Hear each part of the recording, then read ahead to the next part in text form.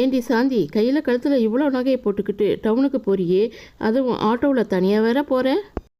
கால் பவுனுக்கே கழுத்தாக இருக்கிற உலகம் இது என்று தோழியை கேட்டாள் சிந்து. அடி பைத்தியமே, இது பூரா கவரிங் நகைடி. தங்கத்தை போட்டுக்கிட்டு தனியாக போக எனக்கு என்ன கிறுக்கா பிடிச்சிருக்கு?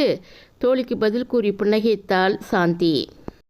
இப்படி தான் சாந்தி, நீயும் உன்ன மாதிரி அசடுகளும் தப்பு பண்ணுறீங்க.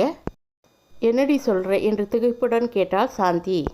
ஆமாண்டி, நகைகளை கொள்ளையடிக்க கழுத்த இருக்கிறவன் கேரட் மீட்டர் கொண்டு வந்து தங்கத்தை செக் பண்ணிட்டா கொள்ளையடிக்கிறியா? கவரிங்கோ தங்கமோ அவங்க கண்ணை பறிக்கிற மாதிரி இருந்தால் அவங்க நம்ம உயிரை பறிச்சுக்கிட்டு நகையை பறிச்சுட்டு ஓடுவாங்க. அதனால் எங்கே போனாலும் சிம்பிளாக இருக்க பழகிக்க.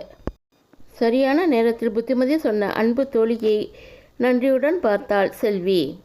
நீங்கள் எந்த விசேஷத்துக்கு போனாலும் உங்களுக்கு பொன் நகை தேவையில்லைங்க, உங்கள் புன்னகையே போதும்.